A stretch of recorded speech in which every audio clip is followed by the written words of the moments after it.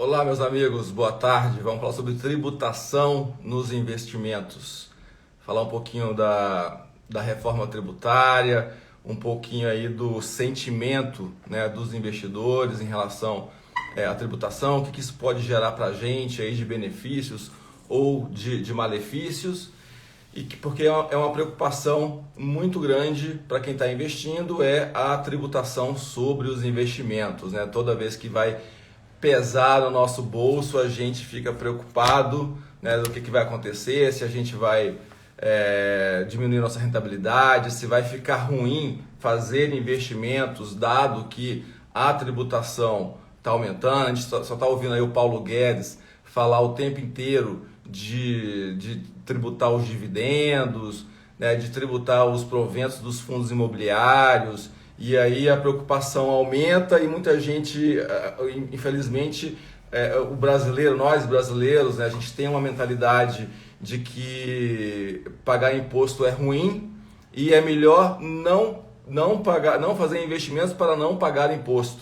Isso é um pouco da mentalidade que acontece às vezes com muita gente. Nossa, mas eu vou fazer investimento, vai ficar complicado a tributação, e aí você até deixa de ganhar o que você tem que ganhar nos investimentos por conta da tributação. É sobre tudo isso essa conversa rápida aqui de hoje, né, 15 minutinhos para a gente debater um pouco sobre isso, para que eu possa, da melhor forma possível, ajudar vocês aí com os seus investimentos, com a tomada de decisão, né, como que você pode melhorar aí a sua mentalidade também em relação aos investimentos, né, não ficar preocupada com a tributação, da forma como que ela vai vir, se não vai. Então, é uma forma, eu peço até para vocês assim, não preocuparem tanto com a tributação, né, dentro dos investimentos, porque de qualquer forma, vai ser melhor investir do que não investir. Para quem está entrando agora aqui, deixa eu só mostrar aqui como é que está aqui a vista aqui de Brasília. Pô, olha só o dia que está maravilhoso, tá frio, né? Para Brasília está frio, mas um céu azul, com nuvens ali, uma vista aqui realmente muito bacana.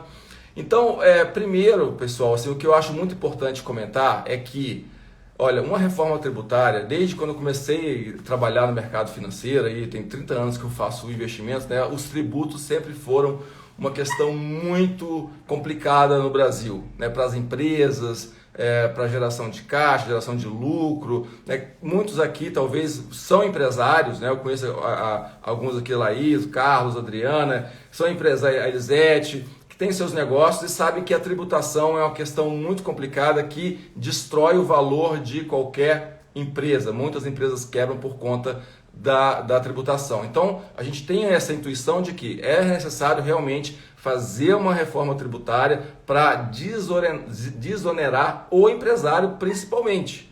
Porque o empresário está no gargalo, né? O empresário está no sufoco. Eu conheço empresários que quebraram por conta da tributação. Então, como que é Oi, Ana, boa tarde. Então, para vocês terem uma ideia de como que é a tributação hoje, né? Então, a empresa, com toda a dificuldade de gerar resultado, de gerar lucro, né? Pensa em todos os processos que ela tem que fazer, chega lá no final, né? Eu estou falando principalmente das empresas agora listadas na Bolsa, né? Porque cada uma tem um regime de tributação, de acordo com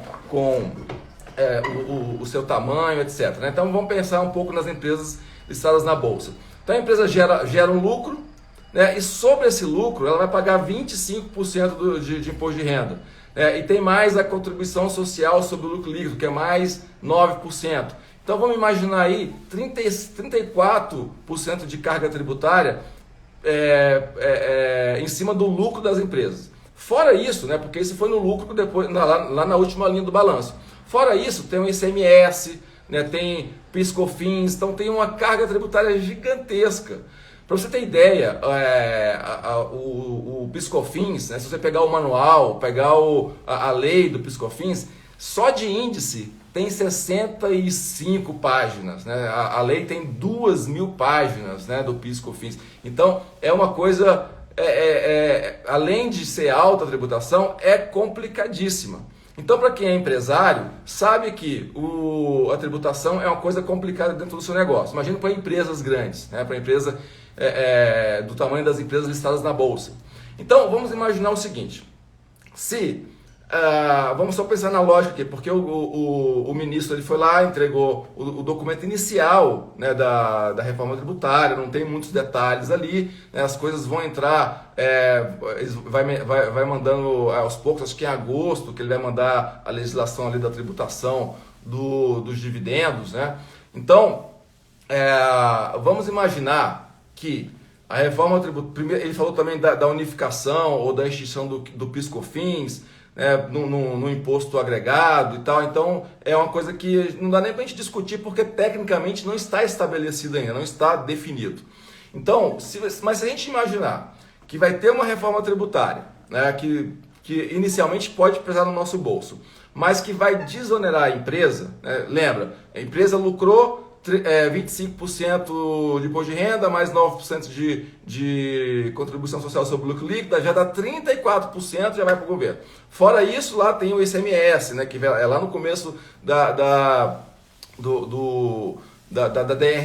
Então, tem muitos impostos na cadeia, e aí qual que é o lucro para a empresa? Então, a empresa ela fica travada de aumentar os seus projetos, de melhorar a sua performance, de contratar mais gente por conta de uma carga tributária gigante. Tá? Então, guarda essa informação.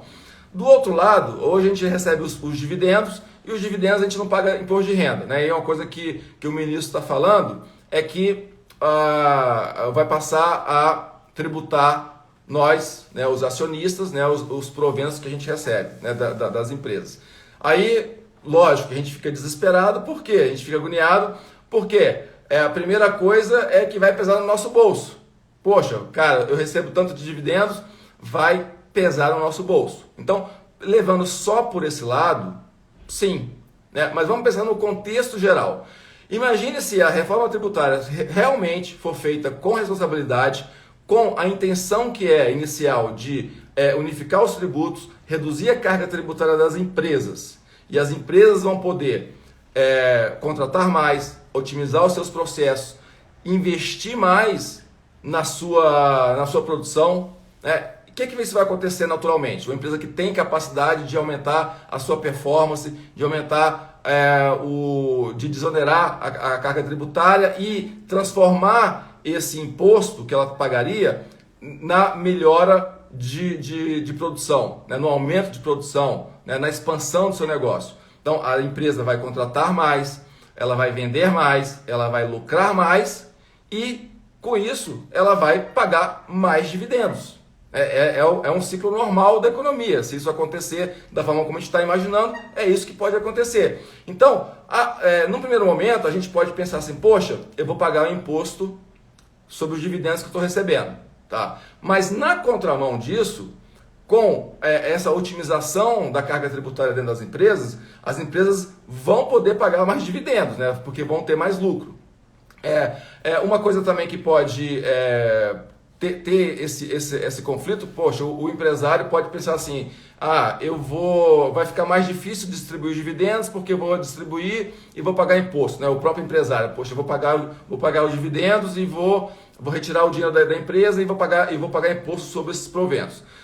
Sim, isso é verdade, mas se a gente tiver realmente um aumento da produtividade, né, um aumento da performance das empresas e com isso vai ter um aumento, teoricamente, dos dividendos, a gente vai ter também, a gente vai compensar esse pagamento de imposto, né, sobre os dividendos com um aumento da performance da empresa. E não só isso, se a gente tem empresas que estão com sua gestão financeira está mais fácil, porque os tributos estão mais organizados, tem menos carga tributária.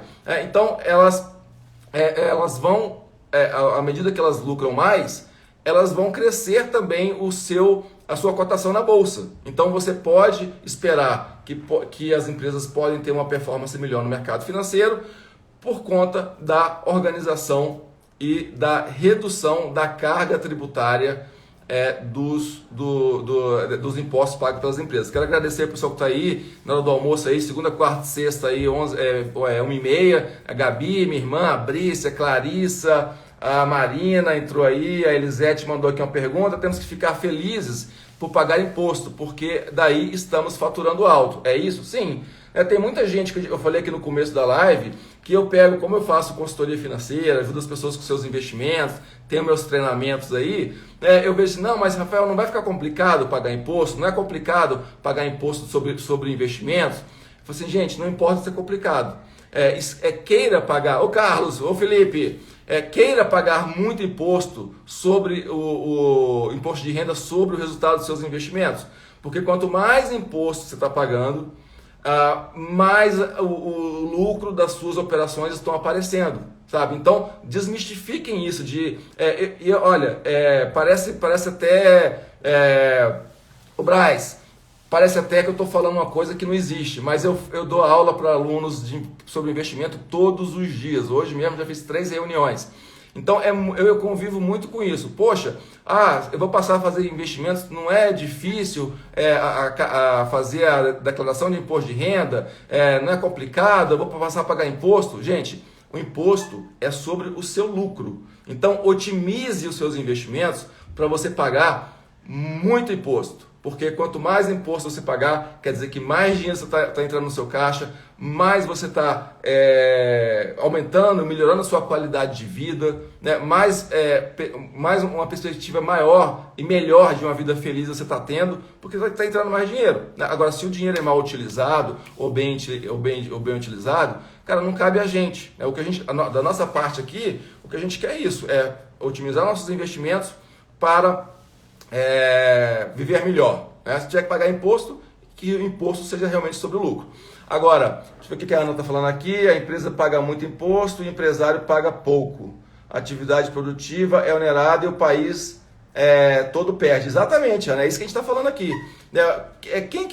Por que a gente está aqui no país que tem essa qualidade que a gente está vendo aqui ruim ou boa? Ela é gerada pelo empresariado.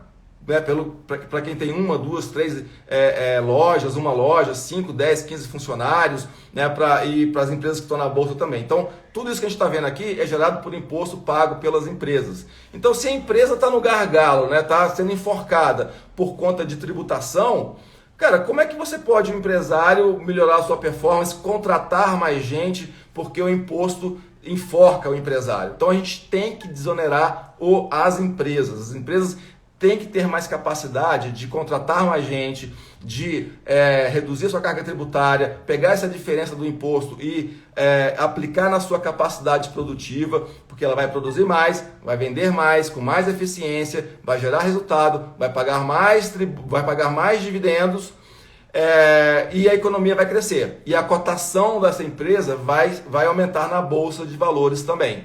Sabe? Então veja que a gente tem uma compensação muito clara, pelo menos filosoficamente.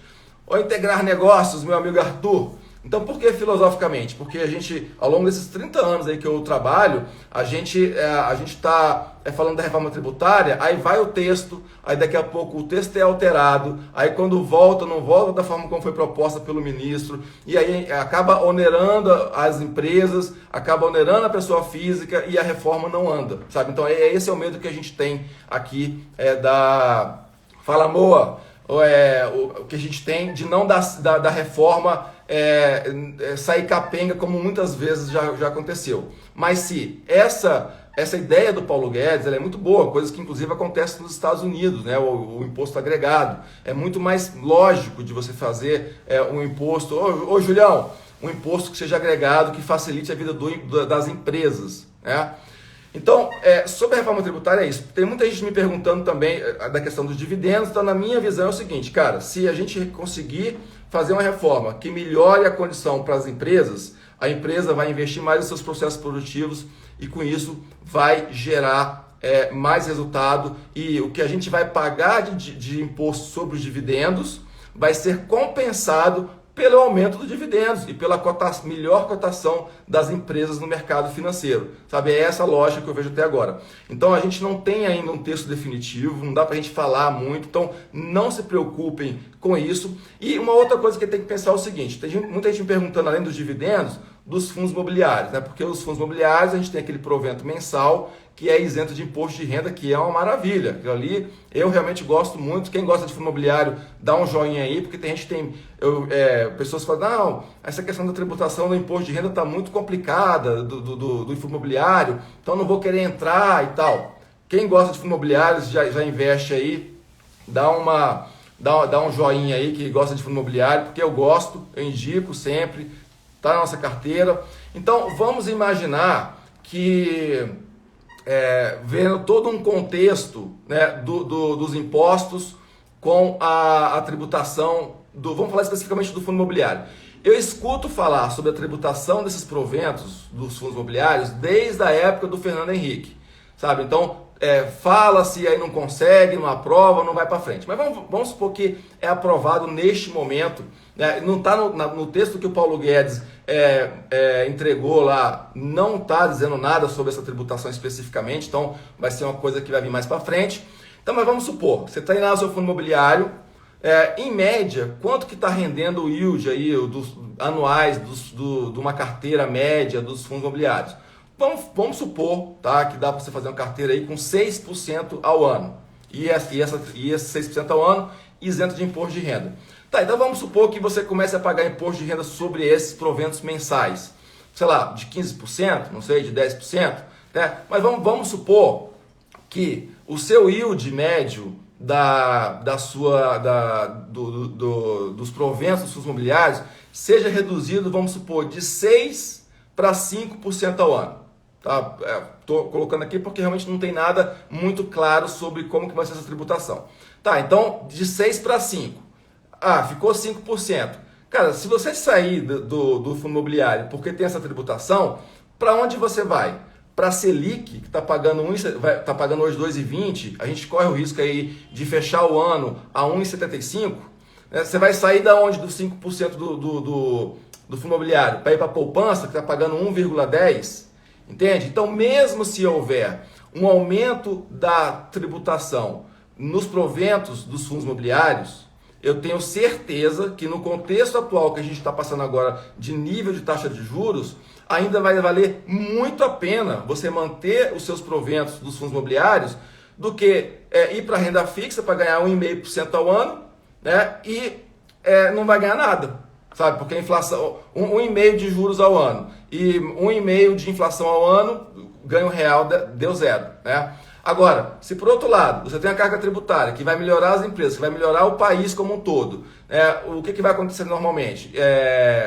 Imóveis vão se valorizar. Se imóveis se valorizam, a cotação dos fundos imobiliários vai subir também. Então, no cômputo geral, uma reforma tributária é positivo para o país, é positivo para a pessoa física, para a empresa, pessoa física no longo prazo e para nós investidores. Então, se o Brasil ganha, se a economia cresce, nós como os investidores vamos ganhar mais dividendos, mesmo pagando imposto,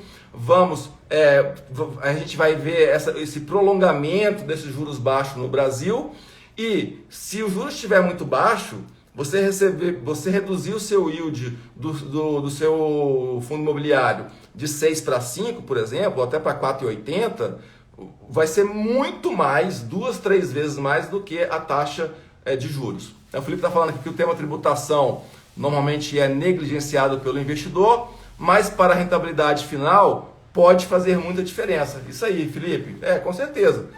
E que faz muita diferença, sim. E que a gente quer é o seguinte, é um país com a tributação mais clara, mais objetiva, que as empresas possam aumentar a sua produtividade e melhorar a sua performance. Então, sobre tributação é isso, pessoal. O recado assim não desista dos investimentos por conta de pagamento de imposto, porque a gente quer ganhar no mercado financeiro, a gente quer alavancar os nossos resultados. Se tiver que pagar imposto por isso, vamos pagar e vamos lucrar e viver muito melhor. É isso aí, o cenário de taxa de juros é isso aí, Felipe. Obrigado aí pelas palavras. Então, agora eu queria aproveitar e responder uma pergunta que me foi mandada com o nosso vídeo da quarta-feira. Quarta-feira eu falei sobre renda fixa e na segunda-feira eu falei sobre os 3 diferentes tipos de títulos no Tesouro Direto, as vantagens e desvantagens de cada um. Você não pode errar, são 3 coisas totalmente diferentes. O pessoal fala que Tesouro Direto é uma coisa só, não é. São 3 coisas diferentes, você pode errar muito e acertar a mão se você escolher o título certo na hora certa. Então aqui na timeline tem esse vídeo de segunda e tem um vídeo de quarta. Então a pergunta que eu recebi foi assim... A pessoa começou a comprar o Tesouro IPCA e ela viu que o preço varia para cima e para baixo, pode cair, pode subir. E aí ela perguntou o seguinte: lá no final, quando vencer o título, eu vou receber que valor? O valor da oscilação ou o valor que eu comprei? Então, assim, realmente, o Tesouro IPCA, ele tem 2 preços. Um que a gente chama da curva, que é a taxa que você comprou, mais a inflação, ele vai acruando esses juros ao longo do tempo, então é uma linhazinha suave assim.